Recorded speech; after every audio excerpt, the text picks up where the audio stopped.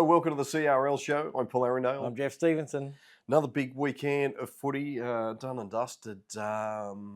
We just can't escape the wet weather, though. There was plenty of rain in the southeast corner of Queensland and central Queensland, but still a lot of footy got played. It was beautiful down this end. Yeah, exactly. There was a lot of times where I thought it was going to rain everywhere on the weekend, and then looking at the Magic round, we're really lucky that for the Newcastle Denton Engineering Cup, lucky the rain stayed away. It was actually quite good conditions for footy, but it could have been worse, I think, in a lot of parts. But other areas copped a lot of rain. Did you go anywhere on the weekend? Well, I went sort of to the Magic round briefly, right? Because it was a long day for some. I thought I'd keep it short. Watched the first game with Kurri, which we'll talk about later on, which is fantastic. Yeah, and then had some other pressing matters ahead of me. So I would have loved to have stayed. I didn't actually get to see the VIP corporate facilities myself. It wasn't much. Shouldn't say that. It wasn't much. But you know, I'm sure the people that experienced it had a great time. No, it was it was a really good event put on by Newcastle Rugby League. So top marks for that. A lot of running around to organise that stuff, especially at the beginning of the year, to get everything to run as smoothly as it did. Well, from BarTV's point of view, they looked like it didn't miss a beat. So well done to all those guys, volunteers that made it happen. Yeah, and it was funny in the end because we thought it might have been raining and stuff, but it was quite hot. So there was probably a crowd in the shaded parts. I saw there's like one tree or one pole we saw along the weekday. There's one bit of shade that the crowd was sort of moving as the shade moved. But it worked as a concept for sure. And it could have been well. I watched a lot of BarTV out the Sunshine Coast and stuff. It was hosing down. Yes. It was absolutely pouring down. Yep. No, well done, as I said. But the big news throughout the week was Kurri Kurri Bulldogs breaking their long drought. Dates back to May 28, 2022. It's wild. They're still in contention to win the Clayton Cup now. They're in. They're still in. It's a credit when you think about that amount of time, the crowds that they get at the graveyard over the years, because you'd go there and you watch, and their fans will turn up, just loyal fans. I just almost forgot how long it had been since they'd won a game, but considering that, they were getting good crowds last year and the year before, no problem whatsoever. Always do. Well supported, Kurri Kurri Bulldogs. So well done, Reid Ouchen, returning to his junior club, picking up 2 tries. And I was looking back through the archives. I think there was only like 2, maybe 3 players who were part of the last win in 2022. Jack Tamburini was one of them. So well done to Kurri. They've done it tough the last few years, and to pick up a win in round 1. Commiserations to Northern Hawks. Been a lot of publicity about them. Not getting off the start that they were hoping for, but well done to the Bulldogs. And I think it's what Magic round threw up. I felt like there weren't a lot of upsets, but some teams that you didn't think were going to star actually gave it a good shot. The Central Coast teams played really well. One went down, but they had a real crack at it. The entrance played really well. Picking up the win late. But there's an elephant in the room. Well, not really an elephant, but the jersey. Another celebration. Another 2 types of celebrations, right? For those who are listening, I've got the most beautiful Dunedoo Swans. I think it's the 2019 jersey. Doesn't mean it's been sitting in my cupboard that long. Actually, the first celebration is if you go online now, they might get a rush of them, but Dunedoo Swans are selling up all of their old jerseys. This was at the price sum of $15. I should have probably paid more for it. It was really... I got a wonderful hat, a whole bunch of stuff, stubby holder from the Dunedoo Swans. I'd say you just look up, Google Dunedoo Swans merch. But also celebrating their return to the Castlereagh League. They played in the knockout on the weekend. Righto. Warren hosted the knockout, and Dunedoo performed pretty well. They actually defeated Coonabarabran 18-6 in one game, Canamble 16-12 in another, and got into the final. And it was only the Coolaroos, who were the premiers last year, that knocked them out in the final. But up the Swannies.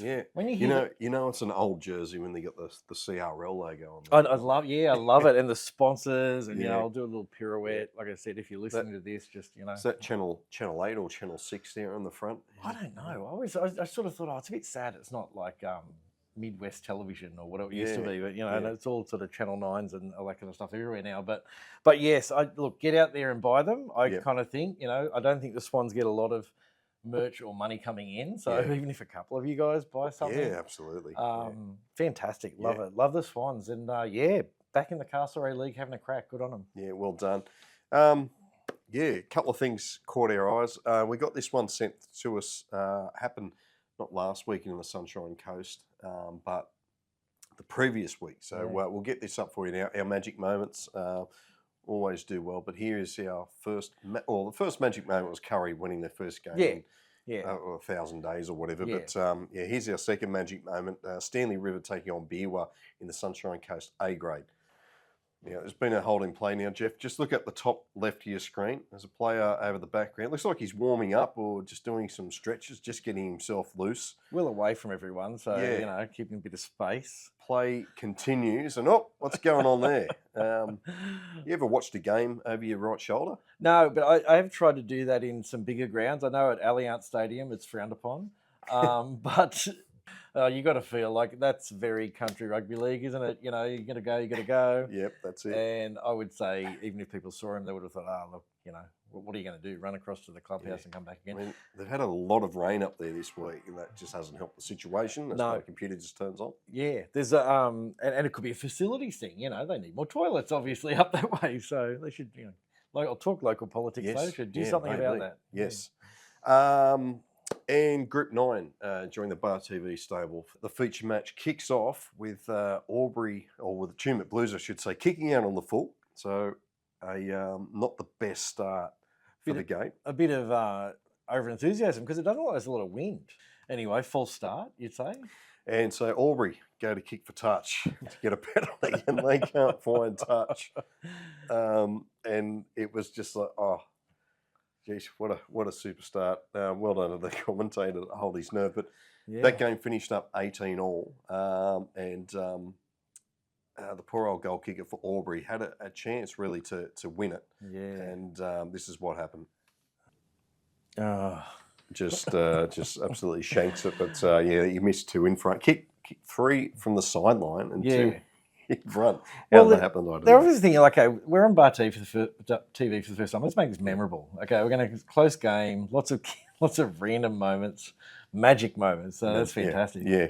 And what did you think of Twickenham? First time BarTV has ever been to Twickenham in New South Wales. Beautiful. I love when you see grounds on BarTV and you can see the background, the countryside in the background. Yeah, and the race course. Yeah, it will look very tumid, you know what I mean? Yeah. Like it looked very, very down Riverina way. So, that was fantastic. It's great to have them on board. Got bad memories of that ground from about 10 years ago with the Wodonga storm. Oh.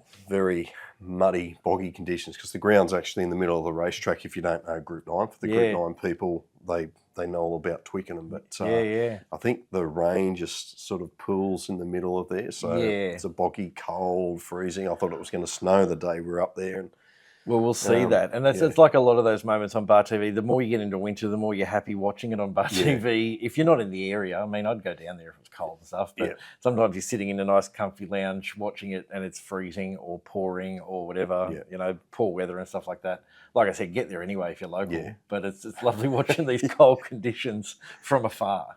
Yeah, so it was great to have Group 9 on board. Hopefully we'll bring you a lot more games throughout the year. Yeah, we may as well get into the results from the weekend. I don't even know what I've done with my sheets of paper. Yes, I do. We'll get them up for you now.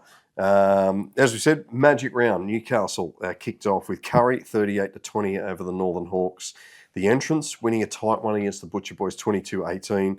Cessnock 20-10 against Wyong. A real arm wrestle. Would have thought the Goaners were always on top. West 22-6, an impressive win over Lakes. And South, even more impressive, 34-12 over Macquarie. Yeah, great day. And down to Central Coast round 2, Berkeley Vale went down to Toukley, 22 points to 16. Erina, comfortable against Woy Woy, 30 points to 6. The entrants were comfortable and had a winning weekend against Terrigal, 24 points to 6. And the King Humber Colts came in late, won 18-14 against Wyong. Yeah, some big NRL names in that King Humber side. Yeah. Northern Rivers round 2. Billamble defeated Evans Head, I believe it was 24-12. Kyogle 40-18 over Northern United. I'm not sure if we've got that one right or not, but anyway, we'll correct that if it's wrong. Maris Brothers 26-16 over Ballon. That's a big win for the Rams. Mullumbimby 36-10 over Casino.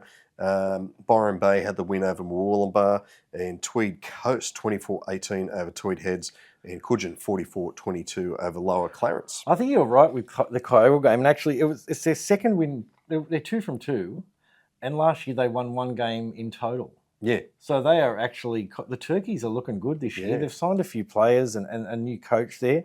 Was it Tane Robinson, I think, has followed his dad. But, yeah, they've beaten Northern and Lower Clarence so far. So, they're going well. Yeah, it's that jersey. They got a real good jersey this year, the Turkeys. Yeah.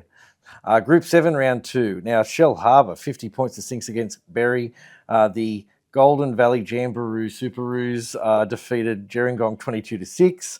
Kiama went down to Nowra, 16 points to 14 in a close one. And the Stingrays were comfortable against Milton Ulladulla, 36 points to 6, with Albion Park having the bye. Yep, well done. Group, Canberra round 2. I think it used to be Group 8, maybe. Canberra back in the day. Round 2 down there. Queanbeyan Kangaroos had another big win, 50-16 over Tuggeranong. Belconnen United 34-24 over Gungahlin Bulls. That was the feature match. West Belconnen 44-6 over Yass, and Queanbeyan Blues 32-18 over Goulburn City, with Woden Valley having the bye. Now, Group 9, round 1 kicked off. Tumut and Albury, like I said, an 18-all draw there. South City in the Challenge Cup game. Yes. Defeated Junee 28 points to 24. Cootamundra went down to the Kangaroos, and I'm not sure about those other results. I don't know. Yeah, what do we do? I forgot to type them in for you, sorry. But yeah, they're up on the screen there anyway. We'll read them out. I'm trying to get the internet working here as we speak. So it's the rabbit spinning. Yes. Anyway, we'll move on anyway. Brisbane, if you're listening, just Google the results. Brisbane round 5. We're on fire. Valleys 10-6 over Wynnum. West 64-10 over Logan Pride, and Redcliffe 18-10 over South Logan. Carina had the bye in horrible conditions up there in Brisbane. The players did extremely well to get out in the field. Yeah, and same with the Gold Coast. I watched a couple of these games. I didn't see the Southport game, but I'll talk about that. The Currumbin went down to Tugun in a really close one, 20 points to 18. Again, Runaway Bay 32 points to 30 against Helensvale. And Burleigh, 90-0 against Southport. Yeah, poor old Southport, not having the best of years. It's round 2. I think they got a touch up in round 1. A lot of the decent players have moved to other clubs. I've heard a few different stories up there. It's to do with the player point system, and so there was a few movements on the board as well. Without a lot of information about it, Clive Palmer invested in them years ago, and it's one of those things where a guy like him will come in. It's when they exit, or if they choose to exit, where you go. Well, it's an election year. I know. I don't know about you. Have you noticed the ads on TV? Oh yes. Yeah. There's a few ads out there, and I'll talk later about politics and Country Rugby League, because there's so many. These politicians have suddenly appeared at footy games. I'm like, fantastic. Should be doing it all the time. Yeah. Right. Anyway, Sunshine Coast, round 3. Stanley were comfortable against Caboolture, 44 points to 4. Noosa defeated Nambour, 32 points to 10. Maroochydore, 38 points to 6 against Biwa. Kawana went down to Coolum, 12 points to 10, and Caloundra had the bye. Yep. Knock-on Effect Cup, New South Wales Cup, round 6. Penrith 56-0 over Manly. Newtown 28-20 over the Warriors. St George Illawarra Dragons 44-12 over the Sydney Roosters. Parramatta 28-20 over Canberra. Western Suburbs Magpies 40-24 over Newcastle. North 30-12 over Souths, and the Bulldogs had a bye at round 6. Yeah, Ron Massey, round 5 into the meat of the comp now. St Mary's defeated Wentworthville 38 points to 22. Glebe were mighty Blue Bags, defeated Penrith Brothers 40 points to 4. Right Eastwood defeated Canterbury in a close one, 38-34. Mounties defeated Blacktown 40 points to 4, and the Hills Bulls enjoyed the bye. Jersey Flegg round 6. Penrith 46-14 over Manly. Cronulla 28-22 over New Zealand. Sydney Roosters 48-16 over St George Illawarra. Parramatta 44-6 over Canberra. Canterbury 44-14 over the Silk Tails.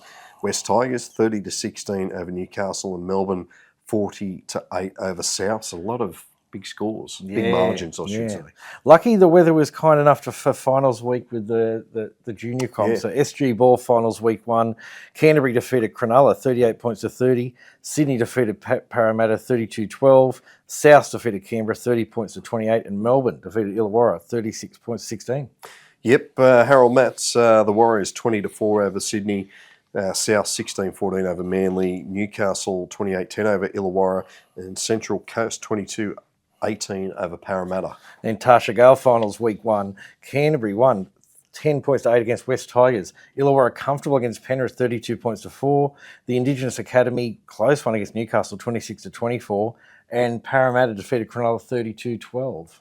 And finally, Lisa Fiola Cup finals week 1, I should say.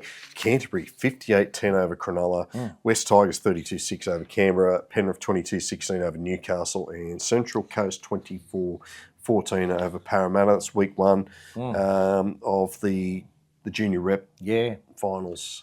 Yeah, entertaining stuff. Yeah, we'll talk the fixtures soon on the show about who's playing who next week. Yeah, apologies if we're running through them super quick. Just got a lot to get through. We mucked around at the start, so we're trying to chase our tail. There are a lot of comps on at the moment, so you've got to get through them. Yep.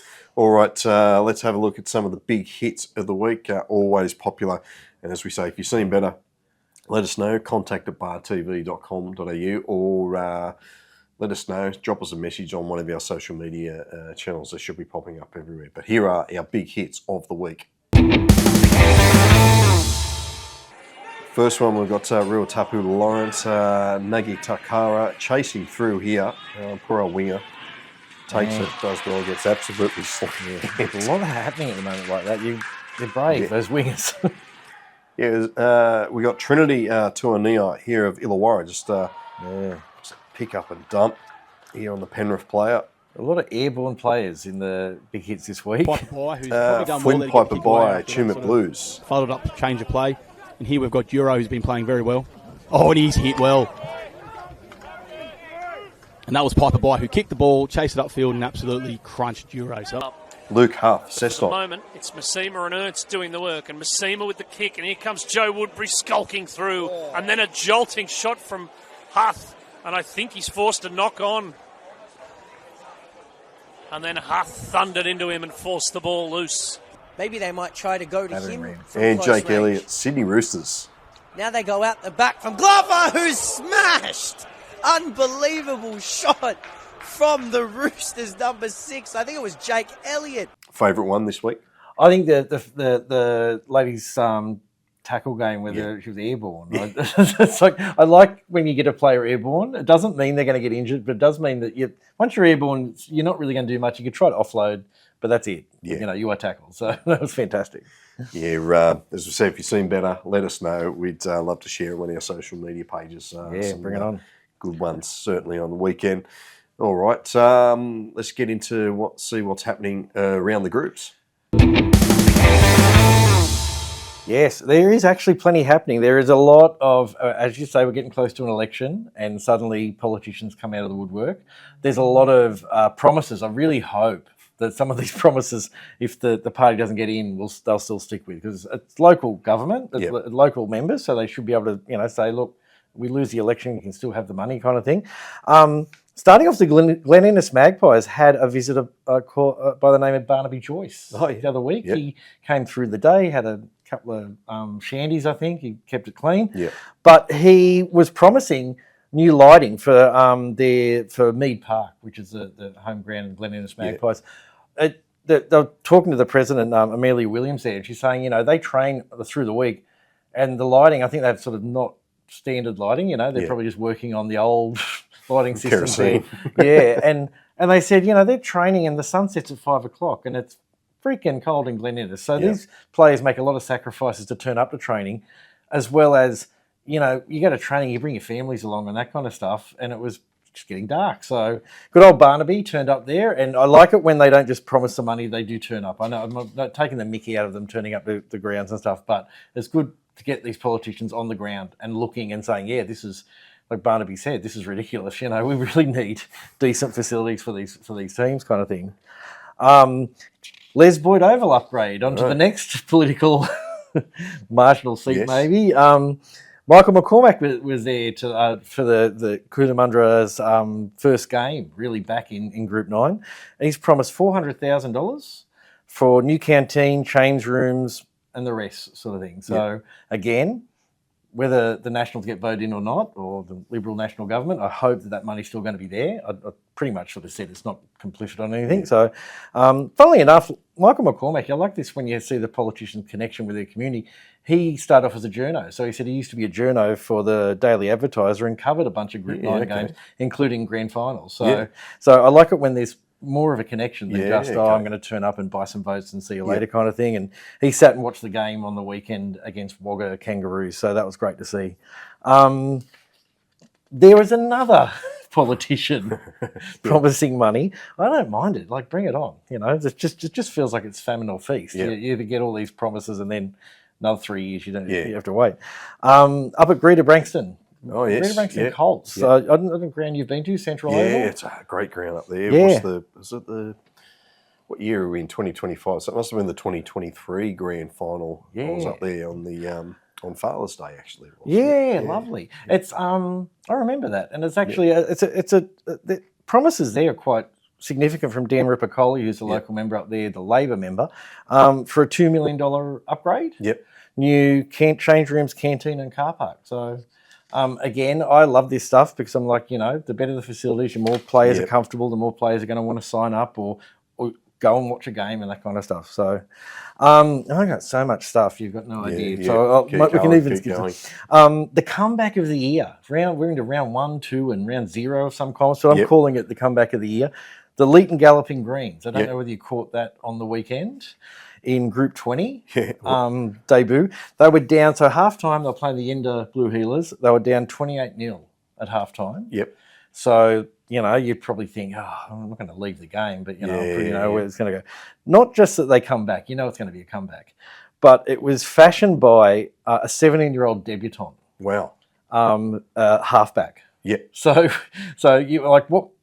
This is the stuff that you kind of, memories you'll keep forever, where you make your first grade debut for your local team. Caden Hilly is his name, and he sort of set up some plays. They got to 32 all with a minute to go. Okay, so I think, what's going to happen here? Yenda had a kick off at that time, and they kicked out on the full. There you go. So then it was 32 all with 30 seconds to go or something. They didn't go for the goal. They went for touch. They slotted in about 20 or 30 metres out. And then it was flung back to Shane, I can't read my own writing, Bradbrook, who slotted the field goal to win the game. So 28-0, then got to, I think it's got to 32-6 or something, and they still managed to come back. So good on Leeton. That would have been a cracker of a game to watch. I'm going to sound like my grandparents here. Caden Hillier, I used to work with Rob Hillier from radio down in Leeton there. He's a good fella, so he'd have to be a relative. Well, that does sound like my parents, but they just say any old name is like they've got to be related. Bob Hawke, 2 doors down on the left. Oh, yeah, exactly. So, I reckon good on Leeton. They probably, there wasn't a lot of photos and stuff from the day, but I reckon they would have had, like, big celebrations after that. Would have been a great game to be on BarTV too. And just that first round thing, where you think, oh, geez, this is going to be the year, and you can really build momentum off a game like that. I will talk about Jared Sutton, who's having his 400th NRL game this week. I just sort of think we often talk about refs as, we want more volunteer refs or learn to referee so these comps can keep running and stuff. We don't talk about elite level refs and where they've come from. There's a good yarn in the NRL.com, I think, this week about Jared Sutton and where he started. Where he was a boy from Binnaway area. And it was one of those things with referees. He got injured playing footy and was out for the season injury-wise. So they said, oh, look, do you want to just, start refereeing a little bit? and sort of just started to love it, fell in love with refereeing. It's an interesting tale because I think when you're at a country rugby league ref, you've got more opportunities than a lot of your city colleagues, folk, that kind of stuff, because they need referees. So he then became a cadet journo and moved to Narrabri, had a bit of refereeing experience. So they said, can you referee the local, Group 4 up there? He started refereeing first grade there at 17, which I think 17, I was struggling to get out of bed and clothes. Like seriously, imagine a 17-year-old, sending a big burly 30-year-old forward to the bin. Very intimidating, some of the old players up there. Yeah. His first grand final was at 18, so it a year later his first grand final, which happened to be the 1997 grand final, which anyone up that way would probably, it was around that time, would remember. Yeah. We all played Werris Creek. They played extra time, 100 minutes of footy, and the scores were level. Yeah. So this is when he's 18. Yeah. So he's had to call that game. He had to referee that game. Then they had to come back the next week. It went to extra time. And Werris Creek ended up winning, I think, 21-22. So he, I just think, imagine that as a taste of, this is, I'd say once he hit NRL, he's like, oh, look, I've done some pretty hard stuff already. Absolutely. But then, so that was 97. He was 18 years old. By 2002, he was a touch judge at the NRL. Yeah. And it was hard to get first grade, primary referee stuff then. But then the 2-ref system introduced him. By 2008, he was an NRL referee. So it just sort of goes to show that we look at the young players in country rugby league and think, there'll be scouts and prospects and that kind of stuff. Yeah. But if you're a referee, coach, a young referee in country rugby league right now, you could look at it as a career. I heard the other day that the top guys, for Jared Sutton, gets paid about $300,000 a year. Yeah. So it's not even you might be getting $10, $20 or something for a bit of fun on a weekend if you're a young lad or lady in country rugby league. But there's career prospects. I absolutely love it. They're looked after pretty well. Even local footy here in Newcastle, the pays pretty good. We'll actually find that out. We might put that on the show next week for you. But certainly, get involved. I'd be shocking referee. Yeah, I know. Yeah. And like I said, I would have been shocking in my prime, which I don't know when my prime was. You'll have to ask friends and family around me. But at 17, I was not in my prime. I was not. I was like sleeping and then watching Simpsons, So the funniest thing with the Jared Sutton story was at that age, he was a cadet journo, and John Harvey, the old Gold Coast coach, he was coaching Wee War, and he used to referee on a weekend, and often then as a journo have to then interview the coaches on the Monday about how they thought the game went. And I'm like, it must be just so bizarre. And then, you imagine the John Harveys or the other coaches saying, they just want to unload on the ref. 63rd minute, it was a critical time in the game. Do you think the referee got it right? Watch what you say. Yeah, exactly. It's like we are recording this, and it could be in the judiciary. So that's very country rugby league as well, where you take your referee hat on, put your journo hat on, and have a. I'm sure they'd had a laugh about it. It was really funny. So anyway, I just thought it's worth recognition. I've got lots of other stuff, but maybe we can save it the next week. It's up to you, right? I'll very quickly canvass. I've had too much time on my hands. I want people out there to help me find the town that has the most rugby league players per head of population. All right, okay. I'll very quickly go through it. Yeah. I said last year Ivanhoe has a very small population and 2 rugby league teams, being the men's and women's, playing in the Pro 10 Cup. I actually got into the Bureau of Statistics. Oh, okay. So as of 2021, I worked out, if you looked at age ranges between the ages of 20 and 40, which I thought probably there's younger, there's older, we'll pick that. Yep. There's 100 rugby league players that could be in that age range in Ivanhoe. Then I looked at Barellan and I went, okay, they got 2 teams, men's and women's. They've got 78 people in that age range. And you're starting to go, geez, that's actually starting to push. Yes. Having enough players. I just find it remarkable these clubs don't just survive, but they're thriving out there. Yeah.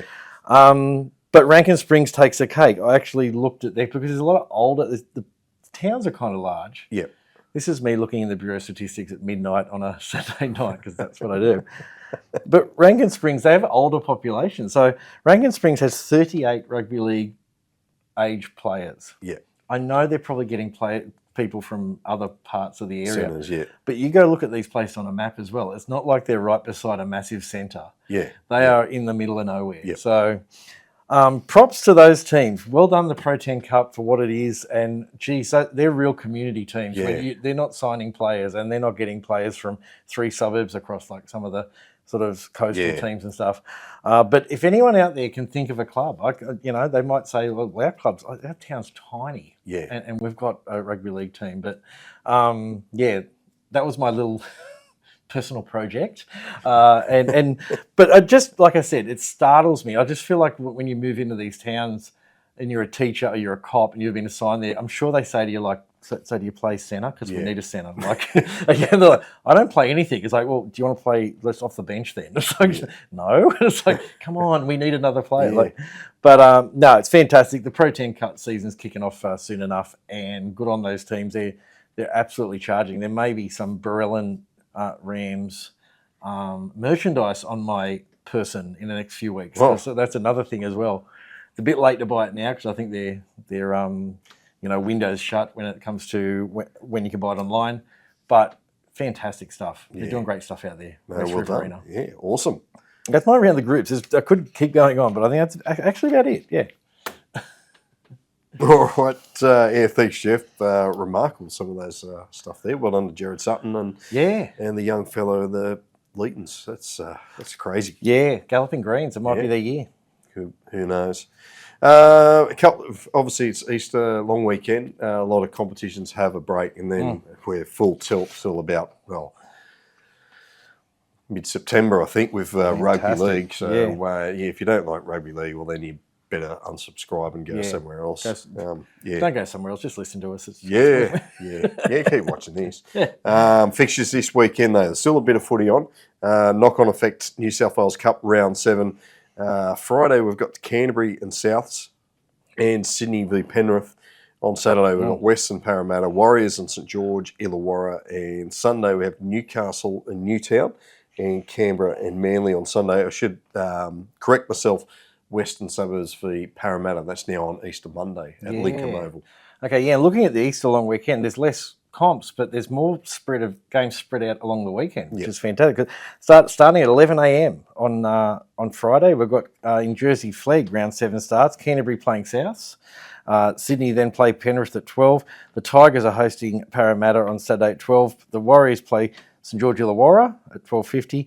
Melbourne are up against the Silktails at 2 o'clock. On Sunday, we've got the Knights playing Cronulla at 11:40 a.m. and Canberra playing Manly at 1:15. All right, New South Wales junior reps. I'll read these out because you won't be able to read my writing. But it kicks off, Les Fiola, their semi-finals. Cronulla v West Tigers, that's Saturday. And Sunday, you've got Parramatta v Penrith. Tarsha Gale Cup. On Saturday, we've got West Tigers v Sydney Roosters. On Sunday, we have Penrith v Parramatta. Harold Matthews, we got Sydney v Central Coast, Roosters v Roosters. Now, I hope they get the kit right. I hope one wears white, I hope wears blue. Otherwise, we will be in strife. The other game is the Illawarra Steelers v Souths on Sunday. SG Ball, Parramatta host Melbourne, and Canberra and Canterbury on Sunday. They're your New South Wales junior reps. All sudden death now. Yeah, pretty much. So it's full on. Now, Newcastle round 2 are running, which is fantastic. And, again, with the long weekend, we've got Thursday night footy, which is fantastic. So, Thursday at 7:45, Central host Wyong. Kurri play Lakes Thursday at 8:30. That'll be a cracker of a game considering what happened last week. The West play entrance on Friday. Sorry, got my days wrong for the long weekend. At 3, Macquarie host Maitland on Friday at 3, and Northern play Souths on Friday at 3 as well, with Cessnock having the bye. Yeah, just check back to some of those local comps. The times do change. I believe Central v Wyong is now 7:30 kickoff. Oh wow! And they're going to play the under-19s on the other field. So if you're going to Central and Wyong, you're best probably to stand on that little hill in between the grounds, because then you can just spin. Yeah, go like that. Yeah, I'm going to say, can make something easy, like a little spinning machine, so you can just spin yourself around. There's going to be some great games on BarTV. Like I said, we've got night footy on Thursday nights and Friday nights and right through the day Friday, so that'll be fantastic. Love a bit of night footy this time of year. Yeah. All right, we forgot the big hits of the week, so here they are right now. Even better, tries of the week. First one's Archie Burkett of Albion Park Oak Flats under 19s. Just from the scrum, the kick to no man's land. Gets a nice bounce too. When you're up, I think they were up 50-odd nil at that stage, so anything they'll try it was coming off. Another try from a kick, South Newcastle Lions, Mapu Uasi got a hat-trick. This is his first one, couple of minutes of play. Come from nowhere to pull that in. Like I said, a bit of night footy going on there. That looks great. What do we got next? We've got Malachi Dumas of Coogin Hornets here. Intercept.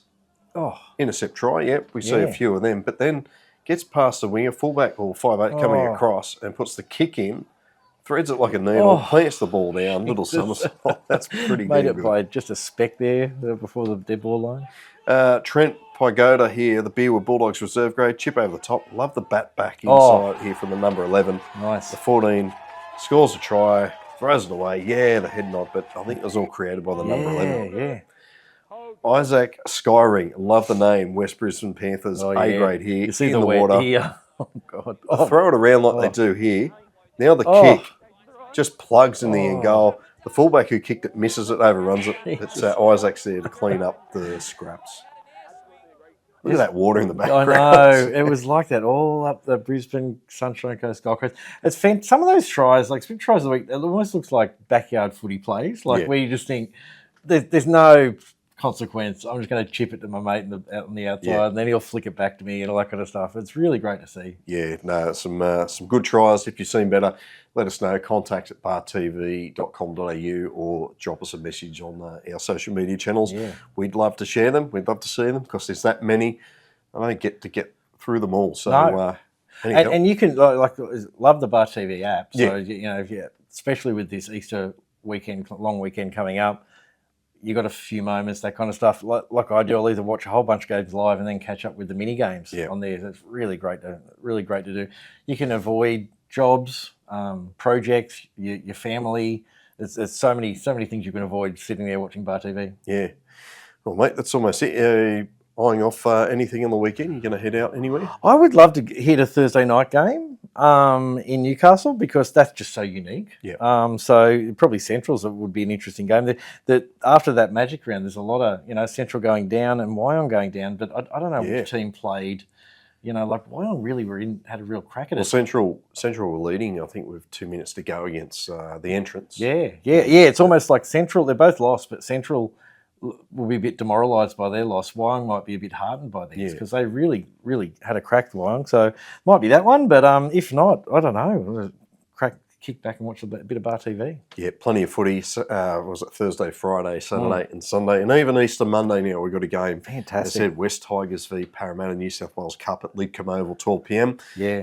There could be a young halfback running around for West Tigers to keep an eye on that one too. Yeah, nice. Awesome. Okay, I'll keep an eye on it. All right, that's it from Paul Arandale and Geoff Stevenson. We will catch you next week on the CRL Show. Cheers.